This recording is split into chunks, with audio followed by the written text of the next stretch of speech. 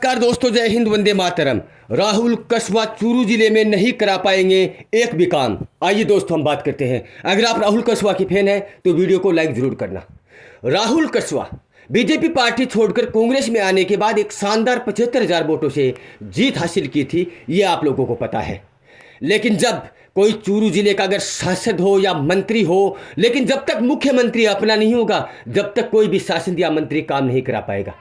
आज राजस्थान के जो मुख्यमंत्री है वो राहुल कस्वा के बहुत ही खास है, ये आप लोगों को पता है। लेकिन जब राहुल कस्वा ने पार्टी चेंज कर ली है, अब दिक्कत आ सकती है राहुल कस्वा को, क्योंकि कांग्रेस पार्टी के विजेता रह चुके हैं राहुल जी कस्वा और राजस्थान के मुख्यमंत्री है वो है बीजेपी पार्टी का। मतलब की बात यह है दोस्तों कि अब अगर कोई भी काम राहुल जी कस्वा करवाएगा तो शायद बहुत बड़ी दिक्कत का सामना कर सकते हैं, क्योंकि राहुल जी पहले बीजेपी में थे, फिर कांग्रेस में, इसलिए बीजेपी वाले राहुल जी कस्वा से नाराज हैं। अब आप लोग कमेंट बॉक्स में ये बताइए कि राहुल जी कस्वा बीजेपी के मुख्यमंत्री होने के बावजूद भी क्या चूरू जिले में काम करवा पाएंगे, ये आप लोगों को बताना। लेकिन सच्चाई मैं आपको बताऊंगा। राहुल कस्वा एक ऐसे नेता है जो कांग्रेस पार्टी में शामिल होने के बाद सिर्फ राजेंद्र सिंह राठौड़ को उन्होंने टारगेट किया, न कि बीजेपी के किसी भी सदस्य को। बीजेपी पार्टी के एक भी सदस्य के बारे में ना तो राहुल जी कस्वा ने कोई कमेंट दिया है, ना कोई अपनी मीटिंगों में उनके बयानबाजी में कोई गलत अपशब्द किए हैं। थे बीजेपी पार्टी में तो वो सिर्फ राजेंद्र सिंह राठौड़ थे। इस चूरू जिले में लोकसभा का चुनाव लड़ने का मतलब ही सिर्फ राजेंद्र सिंह राठौड़ थे, न कि बीजेपी पार्टी वालों के कोई भी नेता के बारे में अपशब्द तक कोई कमेंट, कोई तंज नहीं कसा है।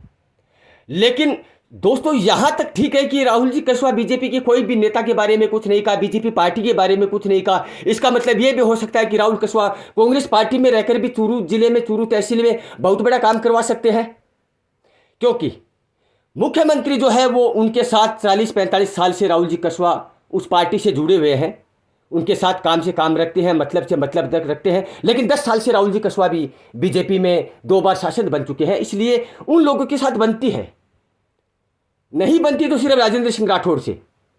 जहां तक मेरा मानना है, जहां तक लोगों का मानना यही है कि 1% भी राहुल जी कस्वा को दिक्कत नहीं आई, क्योंकि राहुल जी कस्वा ने एक बयान में यह भी कहा था, एक इंटरव्यू द्वारा पूछा गया था कि अगर आप भी कांग्रेस में आ गए, मुख्यमंत्री बीजेपी के हैं, तो क्या आप राजस्थान के चूरू जिले में काम करवा पाएंगे। लेकिन राहुल कस्वा जी ने कहा कि काम कहां से आता है, काम का पैसा कहां से आता है, काम कराने का तरीका क्या है, ये सब मुझे पता है। आप लोग सिर्फ मुझे जिताइए, चूरू जिले का नक्शा पलटते हुए आपको देर नहीं लगेगी।